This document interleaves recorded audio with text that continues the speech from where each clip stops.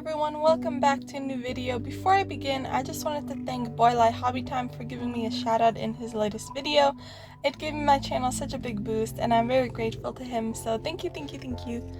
But now let's get into the video. I'm making this lightbox as usual for the monthly challenge for Boylai. I'm still working on that big animation project that I've been working on for a couple months, but hopefully I can get it up soon, but we'll see.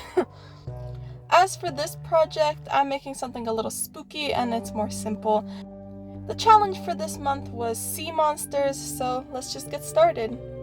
I started by just getting some rough ideas down on paper. I didn't really have a strong idea for anything cool, so it's always good to just warm up and start with some simple sketches, get your ideas out, and see what happens. And nothing was really coming to me, but I kept going, and after a while I had an idea.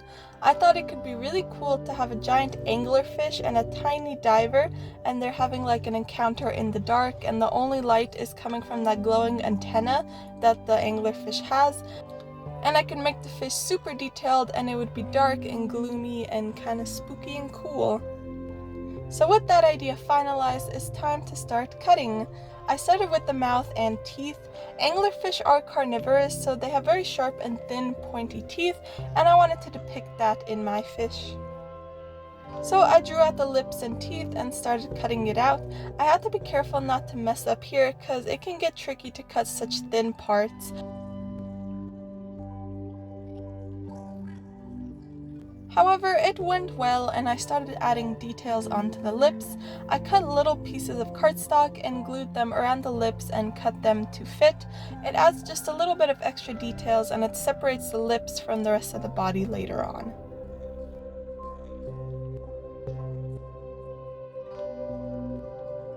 And now that that's done, I can start on the rest of the body. I really wanted to make this fish have depth and dimension, so I came up with a way to create layers moving further and further back, so it looks like you're looking down the throat of the fish. And it will work because I made this fish in a 3/4 point of view, so it can look good. So I started off by cutting 2 layers of the fish's body, and then I cut some lines in its side along the throat to add details to it, like the gills and, just the throat lines, I guess. And then I can go and add details around the outside. Since these fish live so deep in the ocean, they don't have any scales, which means that this is a naked fish. But I didn't feel like leaving it blank and empty, so I ended up cutting little stripes of cardstock and gluing them around the body. And now for attaching all these pieces together. I like to use foam board for all my layering. It's cheap and easy to cut, and it can be used easily. Like here, I can bend it around the shape of the mouth and glue it in place.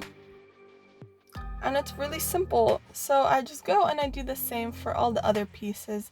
And then when the glue dries, you can see that it fits together very nicely with a little space in between. The only problem with this is there is quite a bit of warping of the paper because of all the glue that I used, but it didn't really affect the fish that much. So now I go and I make even more of these body pieces until I reach the tail of the fish. Everything is the same as before, I just have to make sure the mouth closes more with each piece, and that's basically it.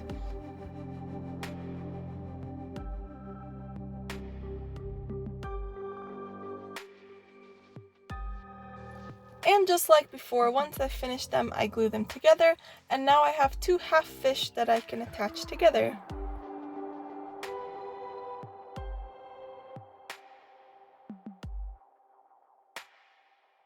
And now I have to make this naked worm look like a fish, so that means it's time for the fins and eyes.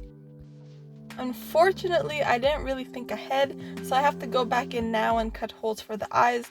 This was kind of stressful because it's so easy for the knife to slip and ruin the whole thing. I ended up ripping pieces out with my hands, but in the end I managed to make the 2 holes look pretty nice. And then to cover the ugly holes, I have to make the actual eyes. So I cut out 2 very similar eyelid shapes that go around the eye, and I covered the hole in the middle with sketching paper so that the eyes will glow. Then, to make the fish be looking downwards at the diver menacingly, I cut out really tiny thin pupils and glued them looking downwards.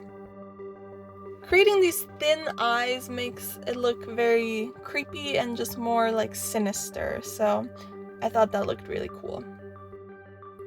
And then after gluing the eyes in place, I start on the spikes. Anglerfish have many little spikes and antennas all over their bodies in order to lure in prey, similar to how the main antenna with the light on it lures in prey. It also helps them feel around them, which is kind of cool. So I just felt it only necessary to add random little spikes all over my fish. I started around the mouth and glued them haphazardly around. I will add more later, but for now I move on to the fins. I started off by drawing a jagged shape on cardstock to act as the bony parts of the fins, and then I used tracing paper for the rest of the fin. I rough up the edges and cut holes in it to look worn, and then duplicate this on a bigger fin for the tail fin.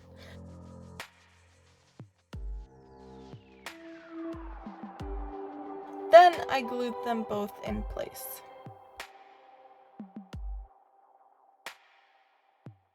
And now we're almost done with the fish. The last step before adding the leftover spikes is that glowing antenna. I just thickened up some cardstock and drew out the shape of it. Then I cut it and glued a little pear-shaped piece of tracing paper on the end for the light. And then I quickly figured out the right position for it and glued it in its place. Then I go back and glue a bunch of spikes all along the back of the fish, and with that the fish is completed. This only took me about a day to make, and it's the most detailed part of the project, and I was really happy with the results. And now I can move on to the second half of this project, the little diver guy. I just started off by looking up some references and finding a pose that I liked. Then I have to start cutting him out. I like to create people in layers. For example, the torso and one leg are together, the other leg is behind, so it's on a separate piece. The arms are separate and the head as well. Any accessories like extra details are separate also. It just makes everything easier and it's more fun. I also like using Sharpie to create really black areas like the wetsuit. I think it adds an extra layer of darkness and it makes everything just look better without the lights on. Like if you just look at this in the daytime, it still looks good.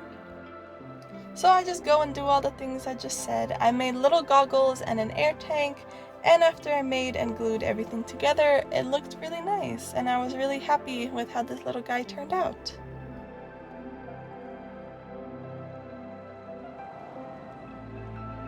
And this is the size comparison next to the fish, and he is tiny. I know I would be terrified if I saw a fish that big coming for me, but this project is almost done, and the last step is making the background. I wanted to create an effect of the lightbox being the brightest around the antenna and getting darker and darker and darker further out until the fish is shrouded in darkness. To accomplish this, I took a bunch of different sized cups and plates and bottles and traced circles onto different thicknesses of paper. There was tracing paper, sketching paper, cardstock, 2 layers of cardstock, watercolor paper, and some pure black cardstock. And I think this part is pretty easy to understand. I just made those circles and glued them with the lightest in the middle, getting darker outwards. I also took time to poke a bunch of holes in the light areas to look like particles in the water or something.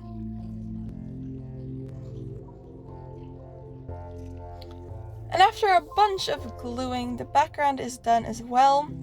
And here it is, and here I start trying to figure out the placement of the fish and the guy, but then last minute I decided to make a little harpoon for the diver, so here I am making that quickly and gluing it into his hands. I thought it would add a little more action and make things a bit more interesting. Maybe the diver is hunting for the fish, or he's scared and is trying to use it as a weapon, but you never know.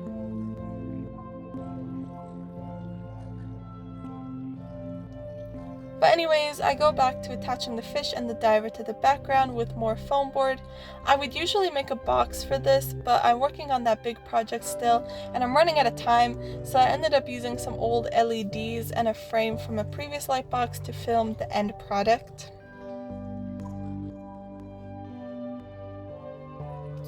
But you know, once it's glued in place, the whole thing is done, and here it is. I messed up with the circles a tiny little bit, but otherwise I really like it. It's simple but cool, it has that dark, creepy feel for Halloween, and it was super fun to make. Let me know what you guys think down below, and I will see you next time. Bye!